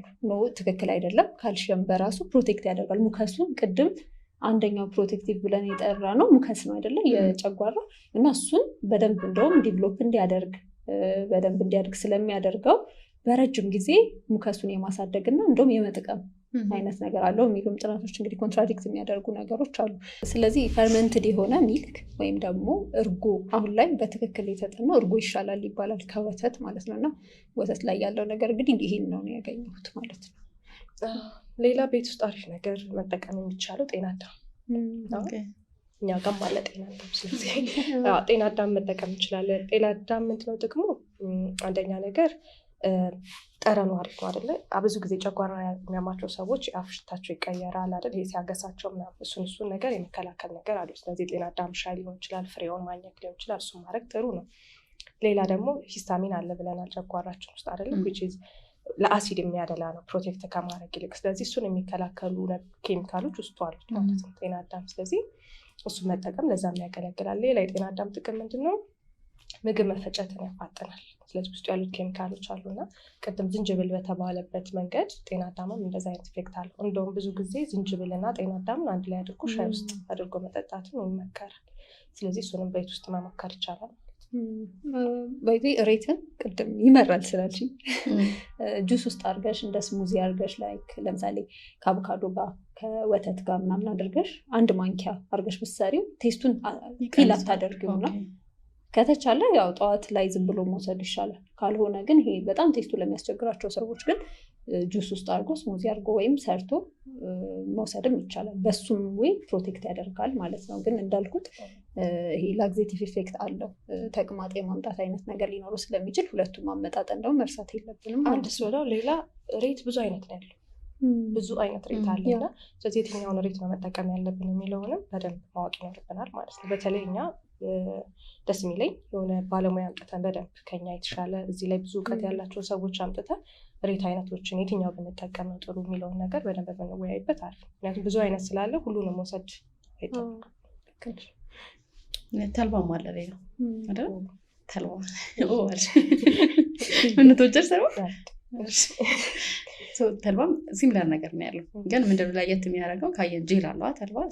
ጄሉ ሙከስን ፕሮዲውስ ለማድረግ ፕሮዳክሽን ብቻ ሳይሆን ያለው ውስጡ ጄል የሚሰራበት ሙከሱ የሚሰራበት ኮምፖነንት አለውና እሱ ገብቶ ላይክ እንትን ነው የሚለው ሙከስ ላይ ይተኛል። የተጎዳውን ፓርት ይሸፍናል ማለት ነው። እሱ ፓርት አሲድ ፕሮዲውስ ቢደረግም ስለሚሸፍንለት ህመሙን ይቀንሳል ማለት ነው። ተጨማሪ ምንድነው ያለው ተልባ ላይ ኦሜጋ 3 ፋቲ አሲድ አለው which is anti inflammatory አይደለ? ኢንፍላሜሽን ይቀንሳል። ስፔሻሊ ህመሙ በኤች ፓይሎሪ የተነሳ ከሆነ ምናምን ኢንፍላሜሽኑን በጣም ስለሚቀንሰው ለጨጓራ ህመም በጣም የተመከረ ነው። አሪፍ ነው ማለት ነው። አንቲኦክሲዳንት ኢፌክትም አለው በጣም ተልባ ማለት ነውና ያው ለነገር ተልባ የተለመደ ነው። እንደውም ጾሙ ራሱ ሰው ረጅም ጊዜ ከቆየ ምግብ ከመብላቱ በፊት ተልባ የመውሰድ ልምድ አለን እኛ ሀገር ላይ። እንደውም ሌላው ምን አለ መሰላችሁ አሁን ሸንኮራ ለምሳሌ እኛ ቤት በጣም ማዘር ትሪት የምታደርገን በሸንኮራ ነውና ሸንኮራ ስትወስጂ አይሰማሽም ህመሙ። በቃ ጨጓራ የታመመ ሰው ካለ ሸንኮራ ተይዞ ነው የሚመጣው ማለት ነው እኛ ጋር። ለምንድን ነው እንዴት ነው? ሸንኮራ ብቻ አይደለም። ለምሳሌ ከረሜላ አይደል? ከረሜላ የሚወስዱ ሰዎች አሉ፣ ስኳር የሚቀሙ ሰዎች አሉና አንደኛው ያው መቼ ምግብ በደንብ ስላልበላን ሃይፖግላይሴሚያ ይሄ የምግብ እጥረቱንም አድሬስ ያደርግልናል እሱ ይመስለኛል። ያኛውን ኢፌክት ግን እኔ ሌላ ሜካኒዝሙ ምንድነው? ጣፋጭ ነገሮች ኢንዶርፊን የማምረት ነገር አላቸው አይደለ? ኢንዶርፊን ማለት ደግሞ የሃፒ ሆርሞን ነው። ስለዚህ ህመምሽን ትንሽ እንድትረሺ ያደርጋሉ በዛም መንገድ። ሌላው ደግሞ እንደ ሰርፋክታንት ናቸው ማለት አሲዱን ገብተው ኒውትራላይዝ የማድረግ ባህሪ ያላቸው ለጊዜው። ስለዚህ ልክ እንደ አንቲ አሲድ ማለት ነው። ስለዚህ አንቲ አሲድ እስክትወስጂ ድረስ እሱ መውሰድ ይቻላል። ለጊዜው ነው ግን ምክንያቱም እነዚህ ጣፋጭ ነገሮችን ስንበላ ደግሞ ስቲል ትሪገር ይደረጋል አይደለ? አሲድ ፕሮዳክሽን ሌላም ነገር ማለት ነው። ስለዚህ ግን ለጊዜው እንደ ሰርፋክታንት እንደ አንቲ አሲድ ሆነው አሲዱን ኒውትራላይዝ ያደርጉታል። ስለዚህ በነዛ ሁል ጊዜ አትጠቀሙ ይባላል። ሕክምና ተቋም ከመጡ በኋላ ሰዎች ምን መውሰድ አለባቸው የሚለውን ስናይ አንደኛ መድኃኒት የምናስጀምርበት ምክንያት ለምንድን ነው? ህመሙን ለማስታገስ ነው የመጀመሪያው ነገር አይደለም። ምክንያቱም ጨጓራ በጣም የሚረብሽ በሽታ ነው አይደለም? ቀንም ላይ ሌሊትም አያስተኛሽም ምንም። ስለዚህ አንደኛ ህመሙን ለማስታገስ ነው። ሌላኛው ግን ኮምፕሊኬሽን ቀጥሎ የሚመጡ ባይታከሙ የሚመጡ ነገሮች አሉ። ስለዚህ እሱን ለመከላከል ነው ማለት ነው። ስለዚህ የመጀመሪያው ነገር አሲዱን ነው አይደል? ኒውትራላይዝ ማድረግ ሊሆን ይችላል። ያ ማለት ለምሳሌ ሁላችን እየሄደን የምንገዛው አንቲ አሲድ አለ አይደል? ሽሮፕ ያለው ቅድም ወይም ደግሞ የሚመጠጥ እንደ ከረሜላም የሆነ እንደዚህ አይነት እና የሚያደርጉት ምንድነው እነሱ ምግብ ከበላን በኋላ ከ30 ደቂቃ በኋላ ወይም ከዛ በኋላ የምንወስዳቸው። ምክንያቱም የተመረተው ምግብ ሲገባ አሲድ መመረት ይጀምራል። እሱን ኒውትራላይዝ ማድረግ ነው አይደል? አሲዱን ያን ኢፌክቱ ፒኤቹ ከፍ ያለ ነው ብለናል አይደለ? አንድ ሊታዘዝ የሚችለው ነገር አንቲ አሲድ ነው ማለት ነው። ሌላኛው ልናዝ የምንችለው ደግሞ ኦሜፕራዞል አይደል? ኢስሞፕራዞል ምናምን የምንላቸው ማለት ነው። እነዚህ ደግሞ ብዙ ጊዜ ሰው እንግዲህ ሲሄድ እናንተም ጠይቃችሁ ከሆነ ይሄ ልጭልጯን መድኃኒት የምትባሏ ማለት ነው። ብልጭልጭ ማለት እቃ ውስጥ ያለው ኮሽ ብልጭልጭ እቃ ውስጥ ያለው። ስለዚህ እነሱ ናቸው። እነሱ ደግሞ ስራቸው ምንድነው? ምግብ ከመውሰዳችን 30 ደቂቃ በፊት ቀድመን የምንወስዳቸው ብዙ ጊዜ። እነሱን ለምንድን ነው የምንወስደው? በአንዴ ሪሊፍ የሚያመጡ ሆነው ሳይሆን አሲድ ፕሮዳክሽኑ ነው የሚቀንሱ። እሱን ደግሞ የሚወሰደው እንዴት ነው? ከምግብ ከመውሰዳችን በፊት ነው። ምክንያቱም የዚህ መድኃኒት ኢፌክቱ ምንድነው? አሲድ ፕሮዳክሽንን መቀነስ ነው። የሚመረተውን አሲድ መቀነስ ነው። ስለዚህ ቀድሞ ነው የሚወሰደው ማለት ነው። እና ረዘም ላለ ጊዜም ነው መወሰድ ያለበት። እንደ አንቲ አሲድ ማስታገሻ ብቻ አይደለችም ማለት ነው ይሄኛው። ስለዚህ እንደዚህ ነው። ወይም ደግሞ ሌሎች ደግሞ አሉ ኤች2 አንታጎኒስቶች ናቸው አይደለ? ሂስታሚን ሲሚቲዲ ሁሉም ሰው የሚወስደው እሱንም እኮ ብዙ ያውቃል። ጨጓራዬን አመመኝ ብሎ ክሊኒክ ሲሄድ በመርፌ የሚወሰደው ማለት ነው። ስለዚህ እነዚህም አሉ ማለት ነው። እነዚህን እንሰጣለን እንደ አስፈላጊነቱ። ህመሙ ታይቶ ቅድም እንዳለው ነው አይደል? ጨጓራ ህመም ማለት ተመሳሳይ ምልክት ያላቸው የተለያዩ በሽታዎች ናቸው። ስለዚህ እንደ ህመሙ እያየን የምናዛቸው መድኃኒቶች አሉ። ሌላኛው ደግሞ የጨጓራ ባክቴሪያ ቢገኝ ሲመረመር አንድ ሰው የጨጓራ ባክቴሪያ ቢገኝ 3 መድኃኒቶች አብረው ይታዘዛሉ ማለት ነው አይደለም? 2 አንቲባዮቲኮች እና አንዱ ደግሞ ቅድም ያልነው ኦሜፕራዞል ሊሆን ይችላል፣ ፓንቶፕራዞል ሊሆን ይችላል። እነዚህ ይታዘዛሉ። ለ14 ቀን ይወሰዳል። እና ፓንቶፕራዞል ደግሞ ረዘም ላለ ጊዜ መወሰድ አለበት ማለት ነው። ስለዚህ እንደዚህ አይነት ነው ህክምና። መድኃኒትን በሚመለከት ግን በተመሳሳይ በተደጋጋሚ የሚፈጠሩ ስህተቶች ግን አሉ። ምንድነው? አንደኛው እነዚህ ፒፒአይዎችን ስንወስድ ይሄ ኦሜፕራዞልን ሊሆን ይችላል፣ ፓንቶፕራዞል ሊሆን ይችላል። እነዚህን ስንወስድ ለአጭር ጊዜ የምንወስዳቸው ነገሮች አሉ። ለምሳሌ ለ4 ቀን እንወስድና የጠዋትና ማታ ነው የሚወሰደው። ስለዚህ ለ4 ቀን እንወስድና ተሽሎኛል ብለን እናስባለን። ግን አክሽኑ የሚጀምረው ልክ 4/3ኛው ቀን ላይ ነው። አሲድ ፕሮዳክሽን እየቀነሰ ጨጓራችን እንዲድን እድል እየሰጠው የሚሄደው ማለት ነው። ስለዚህ ወዲያው ድነናል ብለን እናቆመዋለን። ከዚያ የሆነ ቀን ሲነሳ ደግሞ ያችኛው ብልጭልጯ መድኃኒት አምጡ ይባላል። እሱ ደግሞ ይወሰዳል ማለት ነው። ስለዚህ በዚህ መሀል ወደ ኮምፕሊኬሽን ይቀየራል። በትክክል ያልታከመ በሽታ የሆነና ማለት ነው። ጀመረ እኮ እዚህ ጋር ህክምና ቦታ ለራሱ ሲሰጥ 10 ቀን የሆነ ቦታ የሆነ ሐኪም ቤት ደግሞ 14 ቀን የሚሰጡበት ቦታ አለ አይደለ? እሱ ለራሱ ለትሪትመንት ፌል ለማድረጉ ምክንያት እየሆነ ነው አይደለ? 14 ቀን ነው የሚወሰደው። 10 ቀን ስናት አሁን ላይ ለህክምና ባለሙያ መናገር ካለብን 10 ቀን እንትን አይባልም፣ ሪከመንድ አይደረግም። ትሪትመንት ፌል 20% ኦልሞስት አሁን እየሆነ ነው። ከ20 እስከ 20% ከ20 እስከ 25% ኤች ፓይሎሪ እየታከመ የማይድን እየሆነ እየመጣ ነው። እና እሱ ብቻ ሳይሆን አሁን እነዚህ ኦሜፕራዞል ፒፒአይ የምንላቸው ነገሮች ኦቨር ዘ ካውንተር ናቸው አይደለም? ማንም ሰው ሄዶ ፋርማሲ ሄዶ የሚያገኛቸው አይነት ድራጎች ናቸው። እና እንደተባለው ልክ ሲነሳበት በጣም ብዙ ጊዜ የሚወስድ ሰው ደግሞ አለ። ከዚህ በተቃራኒ ማለት ነው። አሁንም ዛሬም ነገም ሁሌ የሚወስድ ሰው አለ። እና አሲድ የራሱ የሆነ ጥቅሞች አሉት። ቅድም የተወሰነ ለመግለጽ እንደሞከር ነው። ከዛ ደግሞ ባክቴሪያዎች ቢገቡ ምን ቢሉ ደግሞ የሚገድለው ነው። ዳይጀስት የሚያደርገውም እሱ ነው። በጣም አሲዱ ከወረደ ይሄ ሆዳችን የመነፋት እና አይደል ያለመፈጨት አይነት ስሜትም ይኖረናል። ስለዚህ ይሄ ሬጉሌትድ ቢሆን ጥሩ ነው። የፒፒአይዎችን የምንወስድባቸው ሁሌ ስላገኘናቸው ሁሌ መውሰዱም ደግሞ መልካም ነገር አይደለም።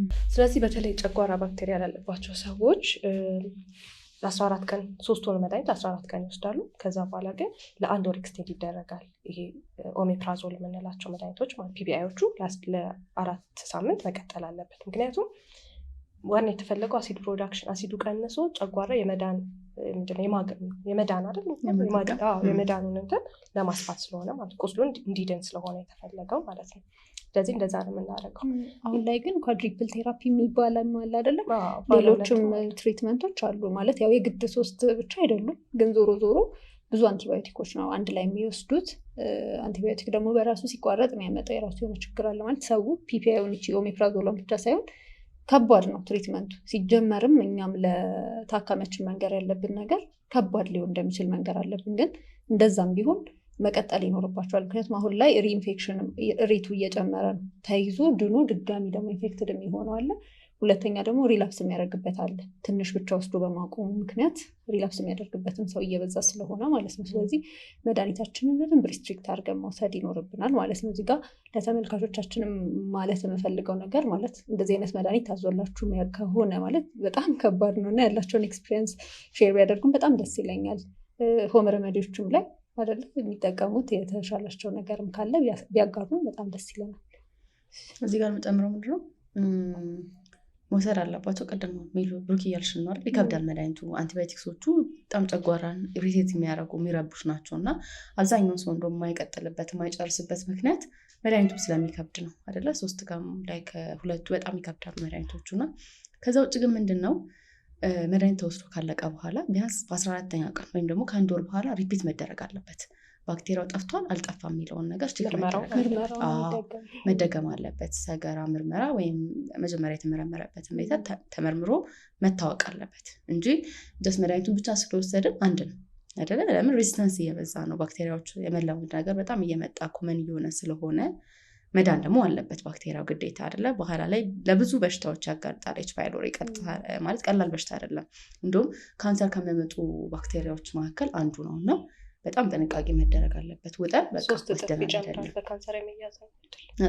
ስለዚህ ውጠን መተው አይደለም ያለብን። ከወሰደን በኋላ ቼክ መደረግ አለበት። ጠፍቷል አልጠፋም የሚለውን ነገር ማለት ነው። ካልጠፋ ሌላ ደግሞ ኦልተርኔቲቭ የሚባሉ ደግሞ መድኃኒቶች አሉ ለሱ የሚሰጥ ማለት ነው። ግን ስቲል ከባድ ነው የሚሆነው። መጀመሪያ ያልጠፋ መድኃኒት ድጋሚ በተለያዩ መድኃኒቶች መሞከር ከባድ ነው። ግን ስቲል ኦፕሽኖች አሉ ማለት ነው። ጨጓራን ብዙ ጊዜ እንደ ቀላል ህመም ምናምን የምናየው ማለት ሁሉም ሰው ጨጓራዬን ያመኛል ስለሚል ለቤቱ ስለሚታመን በቃ ማለት ሁላችንም የምንግባባበት አንድ ቃል ነገር ነው የሚመስለን በህመም ማለት ነው። እና እንደ ቀላል ነገር ነው የምናየው፣ ግን ጨጓራ ሊገድል የሚችል በሽታ። አሁን ኮምፕሊኬሽኖቹን ብናይ ለምሳሌ የመጀመሪያው መድማት ነው። ጨጓራ ሊደማ ይችላል።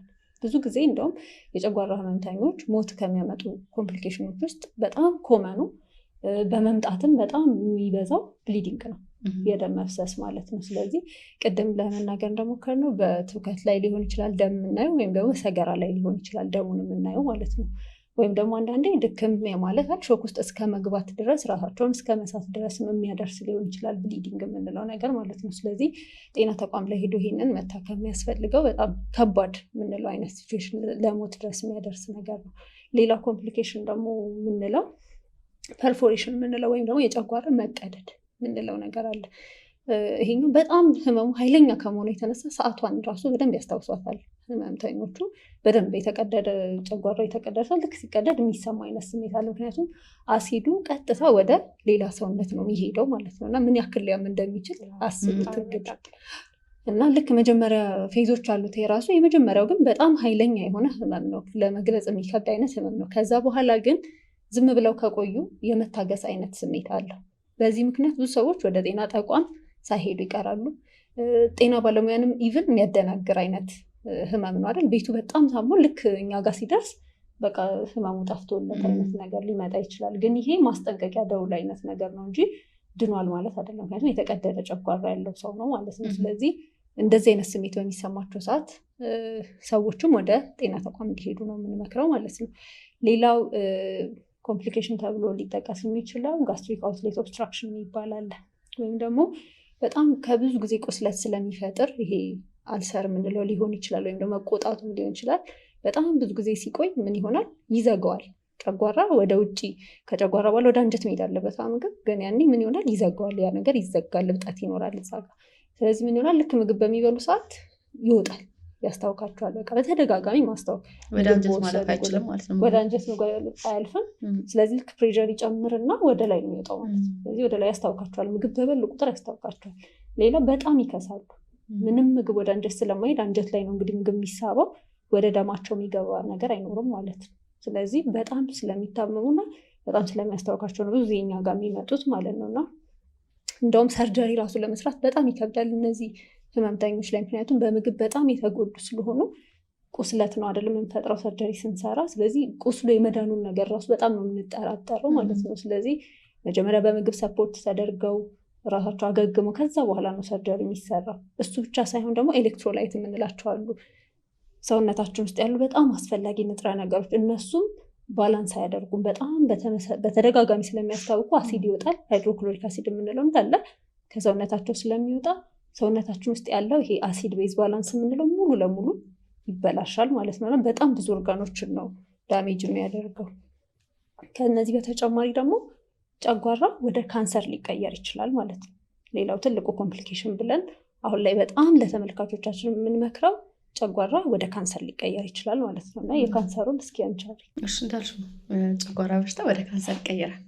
በጣም ያስደነግጥ ነገር ነው። ብዙ ሰው እንደዛ አይመስለንም፣ ቀላል ነገር ነው የሚመስለን እና ኦልሞስት ዓለም ላይ ከሚፈጠሩ የጨጓራ ካንሰሮች መካከል ከ80-90% የሚሆኑት በኤች ፓይሎሪ በሚባለው ባክቴሪያ የሚመጣ ካንሰር ነው። ውጭስ በጣም ትልቅ ቁጥር አይደለ? እና በዓለም ላይ ደግሞ ከሚገሉ ከሚባለው የካንሰሮች መካከል ሁለተኛ ደረጃ ያለው ጋስትሪክ ካንሰር ነው እና ቀላል የሚባል በሽታ አይደለም። የተለያዩ ጋስትሪክ ካንሰሮች አሉ፣ ግን ብዙ ጊዜ ከኤች ፓይሎሪ ጋር የሚገናኙ አዲኖካርሲኖማ የሚባለው ነው። ኮመንሊም በደንብ ይገኛል እና የጨጓራ ካንሰር በጣም ከባድ የሚያደርገው ምንድን ነው? አንድ ሰው የጨጓራ ካንሰር ኖሮበት ምንም አይነት ምልክት ላያሳይ ይችላል እና በሽታው ከተሰራጨ በኋላ ብዙ ነገሮችን ከመጣ በኋላ ነው ሰዎች ወደ ሕክምና ማዕከል የሚመጡ ስለምን ምንም አይነት ምልክት ስለማያሳዩ ማለት ነው። እና ምልክት የሚያሳዩት ከሆነ በጣም ከፍተኛ የሆነ ክብደት መቀነስ ይኖራቸዋል፣ ሆድ አካባቢ ህመም ይኖራቸዋል። ለምን ካንሰር ሲባል እባጭ ይኖራል እንደዚህ አይነት ቦታ ላይ እና እባጩ እየጨመረ ሲመጣ የተለያዩ ስትራክቸሮችን ወይም ሰውነታችን ውስጥ ያሉት ፓርቶችን ኮምፕረስ ስለሚያደርግ ህመም ማፍጠር ይጀምራል። እና አብሶ ለረጅም ጊዜ የጨጓራ ህመም ያለባቸው ሰዎች እንደዚህ አይነት ምልክቶች ሲኖራቸው መጠንቀቅ ይኖርባቸዋል ማለት ነው። ከዛ በተጨማሪ ወደ ተለያዩ የሰውነታችን ክፍል ላይ ሲሰራጩ ደግሞ ለምሳሌ ጉበትን ሲጎዱ ወይም ደግሞ ንፍፊት አለ አይደለ? እዛ አካባቢ ሲኖሩ እባጮችን የመምጣት አይነት ነገር ባህሪ ይኖረዋል። በተጨማሪ ትንሽ በልቶ ሆድ የመነፋት ነገር አለ። በቃ ብዙ እንደበላ ፊልም ማድረግ ወይም ቶሎ መጥገብ ሊሆን ይችላል። ምግብ አለመፈጨት ማለት ከፍ እያለ መጥቶ ደግሞ ካንሰሩ የተፈጠረው በጨጓራ እና በጉሮሮ መካከል ሲሆን ደግሞ ምግብ ይብን ለማዋጥ መቸገር አይነት ባህሪያቶችን ያሳያል ማለት ነው። እና ሜይሊ እድሜያቸው ከ50 ዓመት በላይ የሆኑ ሰዎች፣ ከዚህ በፊት ተደጋጋሚ የጨጓራ ህመም ያለባቸው ሰዎች፣ ድንገት ክብደታቸው በጣም የቀነሰ ሰዎች እንደዚህ ምልክት ሲያሳዩ ኮሽየስ መሆን አለባቸው፣ መጠንቀቅ ይኖርባቸዋል ማለት ነው። እና በአሁኑ ሰዓት እንደውም በጣም ወጣቶች ላይ ራሱ እየተከሰተ ያለ በሽታ ነው። እና ከኤች ፓይሎሪ ወይም ደግሞ ከዚህ ከባክቴሪያ ውጭ ምንድን ነው የሚያመጣው ብለን ደግሞ ካየን አንደኛው እድሜ ነው። እድሜ ከፍ ማለት ከእድሜ ጋር ተያይዞ ብዙ የሚመጡ ለውጦች ይኖራሉ። ሁለተኛ እንደ ምክንያት የምንወስደው ደግሞ የስሞክድ ማለት በጭስ የተሰሩ ምግቦች ደስ የሚለው ኢትዮጵያ ውስጥ በጣም ብዙ ኮመን አይደለም። ከዛ በተጨማሪ ምንድነው ሲጋራ እና አልኮል በጣም የሚያዘወትሩ ሰዎች ላይ ጋስትሪክ ኮመን ነው ማለት ነው። በጣም ኮንሽስ መሆን አለባቸው ለዚህ እንትን ማለት ነው። እና አሁን በቃ ከጨጓራ ጋር ያነሳነው ምክንያት ለዛ ነው። ጨጓራ በሽታ ወደ ጋስትሪክ ካንሰር ይቀየራል። ስፔሻሊ ኤች ፓይሎሪ ያለባቸው ሰዎች፣ ከዛ የሚያጨሱ ሰዎች ላይ በጣም ኮመን ነው። የሚጠጡ ሰዎች ላይ ኮመን ናቸው። እነዚህ እንደ ኮመን ሪስክ ፋክተር የምንወስዳቸው ናቸው ማለት ነው። እንደ ጥሩ ነገር ግን የምናነሳው ጋስትሪክ ካንሰር ላይ እርሊ ከተገኘ አይደል፣ በጊዜ ከተገኘ ሙሉ ለሙሉ ሰርጀሪ ከተሰራላቸው ሙሉ ለሙሉ መዳን የሚችል አይነት የካንሰር አይነት ነው። ብዙ ካንሰሮች እንደዛ አይነት እድል አይሰጡም። ይሄኛው ግን ለምንድን ነው የምንነግራቸው አይደለ? እንደዚህ የቤተሰብ ታሪክ ካለ እንደዚህ አይነት ችግሮች ካሉ ቶሎ ነው የምንልበትም ዋናው ምክንያት ሊድን የሚችል ነው። የመጀመሪያው ስቴጅ ላይ ካገኘ ነው ያለችውን ቁስለት አውጥተን በሰርጀሪ ወጥቶ መዳን ይችላሉ ማለት ነው። ከዛ በኋላ ግን ወደ ጉበት እንዳልሽ ወደ ሳምባ ምናምን ከሄደ በኋላ ግን ምንም ማድረግ አይቻልም ማለት ነው። ስለዚህ እርሊ መምጣታቸው በጊዜ ሐኪምን ማየታቸው ደግሞ የግድ አስፈላጊ ይሆናል ማለት ነው። እዚህ ጋር አሁን መጨመር የምፈልገው ትሪትመንት በቃ አሁን ጋስትሪክ አንድ ሰው አለው ወይም የጨጓራ ካንሰር አለው ከተባለ እንዳለችው አንደኛው ኦፕሽን ሰርጀሪ የሚደረገው ወይ ሙሉ ለሙሉ ጨጓራው ማውጣት ነው ወይ ደግሞ የተወሰነ ፓርትን ቆርጦ ማውጣት ነው። እሱ ማድረጉ ለራሱ ኳሊቲ ኦፍ ላይፍ የሰውየውን የሚኖርበትን አኗኗር ከባድ ያደርገዋል አይደለ? ጨጓራችን ወጥቶ ወይም በግማሽ ጨጓራ መኖር በጣም ከባድ ነው የሚሆነው። ከዛ ውጭ ደግሞ ኬሞቴራፒ እና ራዲዬሽን ቴራፒ የምንላቸው የጨረር እና የጸረ ካንሰር ህክምናዎችም ይኖራቸዋል ማለት ነው። እሺ እዚህ ላይ ግን ለመጨመር ማለት ነው በተለይ ሰዎች መቼ መደንገጥ አለባቸው የሚለውን ለማየት ይሄ ጋስትሪክ ቲጂ ብለሽዋል፣ ግን በደንብ ተለመፈስ ለመስጠት አንደኛ ከ55 ዓመት በላይ የሆኑ ሰዎች እንደዚህ አይነት ስሜት ከተሰማቸው የጨጓራ ህመም አይነት ስሜት ኢቨን ለመጀመሪያ ጊዜ ሊሆን ይችላል ከተሰማቸው ጋስትሪክ ሴል መጠርጠር አለብን ማለት የጨጓራ ካንሰር። ሌላው ደግሞ ከዚህ በፊት ህክምና በተደጋጋሚ እየወሰዱ የነበሩ ሰዎችም ከሆኑ፣ ሌላው ደግሞ ቅድም እንዳልሽው ክብደት መቀነስ ካለ ወይም ፊዚካል ኤግዛሚኔሽን ስንሰራ ደግሞ ማስ ወይም ደግሞ እባጮች ካሉ ከተገኙ፣ ሌላ ለመዋጥ የሚቸገሩ ሰዎች ከሆኑ ጨጓራ በሽታ መዋጥ እንችላለን አይደለም፣ ግን ችግሩ አይፈጭም ነው እንጂ። ስለዚህ ግን ለመዋጥ አሁን እየተቸገሩ ከመጡ በደንብ መታየት ይኖርባቸዋል ማለት ነው። ሌላ ከዚህ በፊት ሰርጀሪ ተሰርቶላቸው የሚያውቁ ሰዎች ላይ ሃይ ሪስክ ናቸው ለጨጓራ ካንሰር። ስለዚህ ኤክስፕሌን ማድረግ የማንችለው አኒሚያ ካለ ለምሳሌ የደም ማነስ ማለት ነው፣ በዚህ ምክንያት ነው የመጣው ማንለው የደም ማነስ ካለ ጋስትሪክ ሴል መጠርጠር ይኖርብናል አንዱ ዲፍረንሻል ስለሆነ ማለት ነው። ሌላ ፐርሲስታንት የሆነ ቮሚቲንግ ማለት ምንድነው? ማያቋርጥ ወደ ላይ ማለቱ ነገር በጣም ማያቋርጥ የሆነ ከመጣ አንድ ጋስትሪክ መጠርጠር አለብን ማለት ነው። የቤተሰብ ታሪክ ካላቸው እዛም ላይ መጠርጠር ይኖርባቸዋል ማለት ለዛ ነው ቅድምም ኢንዶስኮፒ አንድ ኢንዲኬሽን ያልናቸው እነዚህን ነገሮችም ለማየት ስለሚጠቅመን ነው አይደለ? ስለዚህ ሁሌ ኢንዶስኮፒ ሲነሳ እንግዲህ ሳምፕል ይዘን ወጥተን ለካንሰርም ቼክ ይደረጋል ሁልጊዜ። ለዛ ነው ኢንዶስኮፒ ኢንዲኬሽን የሆነው። በስተመጨረሻም አንዳንድ ጊዜ ሰዎች ይሄ የጨጓራ ህመም ኖሯቸው የጨጓራ ህመም ብለን መጀመሪያ ላይ የገለጽናቸው አይነት ምልክቶች ኖሯቸው ግን ምንም አይነት ምክንያቶች ደግሞ ላይገኙ ይችላሉ። ያላቸው በሙሉ ማለት ነው ነገሮች ላይገኙ ይችላሉ። ግራ ገብቷቸው ሊሆን ይችላል ሰዎች እና ፋንክሽናል ዲስፔፕሺያ ተብሎ የሚከፈል ሌላ ክፍል አለና ልክ ዲስፔፕሺያ ይሰማቸዋል።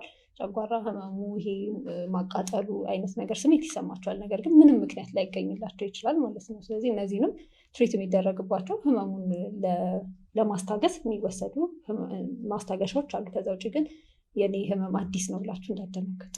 እዚህ ጋር ብሩኬ ፋንክሽናል ዲስፔፕሺያ ኮመንሊ እንደውም በጭንቀት ነው የሚመጣው። ስትረስ አሁን ቅድም ካላቸው ውጭ ደግሞ ሳይኮሎጂካል ስትረሶች አሉና ስፔሻሊ ለረጅም ጊዜ የሚጨናነቁ ሰዎች፣ ጭንቀት ያለባቸው ሰዎች ምንድን የሚሆኑት ውስጣቸው በጣም ሴንሲቲቭ ይሆናል። ጨጓራቸው ሴንሲቲቭ ይሆናል። ለትናንሽ ነገሮች ቶሎ መቆጣት፣ የማይረብሹ ነገሮች ይረብሻቸዋል። ምግብን በሉ የሚያደርጉትም ነገር ቶሎ ይቆጣል ማለት ነው አንጀታቸው።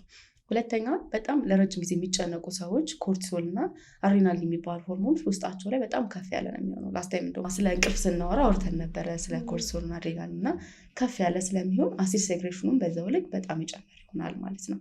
ከዛ በተጨማሪ ጭንቀት ያለባቸው ሰዎች አንጀታቸው ቶሎ ቶሎ ምግብን አይፈጭም። ስለዚህ ምግብ መጠራቀም፣ አለፈጨ ማለት፣ ሆድ የመነፋት አይነት ምልክቶች ይኖራቸዋል ማለት ነው። በተቻለ መጠን ደግሞ ጭንቀታችን ለመቀነስ መሞከር አይደለም።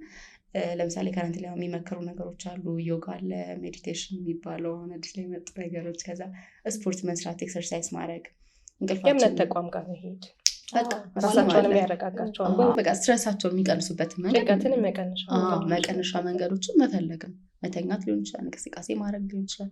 ግን አንዳንድ ጊዜ ደግሞ ኤክሰስ ይሆናል አይደለ? የአእምሮ ህመም ላይ የሚደርስ ደግሞ አለ።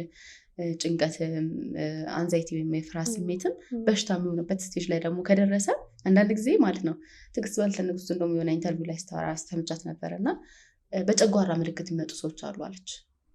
ስትረሱ ማለት ነው እና ሳይኮሎጂካል ስትረስ ቦዲ ላይ ማኒፌስት ያደርጋል። በጨጓራ ሶማቲክ ሲምፕተሞች የምንላቸው በቃ አንዳንድ ጊዜ ምናልባት ሕክምና ቅድም እንደተባለው ፋንክሽናል ሊሆን ይችላል።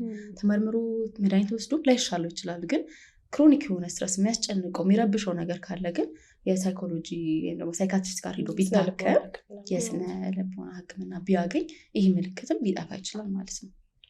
አንድ እሱ ነው። እዚህ ጋር ግን በደንብ ሜንሽን ማድረግ የምፈልገው ጨጓራ በሽታ የሁሉም ሰው አንድ አይነት አይደለም። ስለዚህ ይሄን አትብሉ ይሄን ብሉ የሚለው ሪኮሜንዴሽን አሁን እየቀረ ነው። ስለዚህ የሚመከረው ነገር ምንድነው? እናንተ የሚያስነሳባችሁ ነገር ምግባችሁን ተከታትላችሁ ለእናንተ ጨጓራችሁ የሚያሳመማችሁ ነገር መተው የሚለው። ምክንያቱም ቅድም እያወራናቸው ነበር አይደል?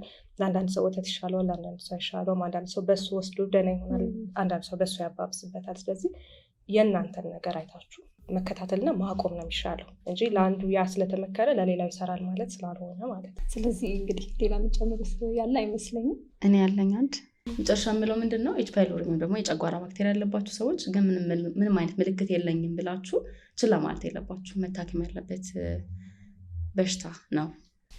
ስለዚህ እንግዲህ ተመልካቾቻችን አሁን እንዳልነው የሚያስነሳባቸው ነገር ሊኖር ይችላል ወይም የሚያስታግስላቸው ነገር ሊኖር ይችላል። እሱን ነገር ኮሜንት ሴክሽን ላይ ያሳውቁን። ከዛም በተጨማሪ ደግሞ ያላነሳነው ነገር ካለ ስለ ጨጓራ እንደው ጭንቅላታቸው ላይ ያለ ብዙ ጊዜ የሚያነሱት ቢመለስልኝ ብለው የሚያስቡት ደግሞ አይነት ጥያቄዎችም ካሉ ኮሜንታችን ላይ በደንብ ዲስከስ ማድረግ እንችላለን። ሁሉንም ኮሜንት እናያለን፣ እንመልሳለን። ስለዚህ ኮሜንት እያደረጋችሁ ቤተሰቦቻችን መሆናችሁን ቀጥሉ። እስካሁን ድረስ ሰብስክራይብ ካላደረጋችሁ ሰብስክራይብ አድርጉ። ላይክ እና ሼር ማድረግም አትርሱ። በሚቀጥለው ፕሮግራም እስከምንገናኝ ድረስ ቸርን ሰንብት።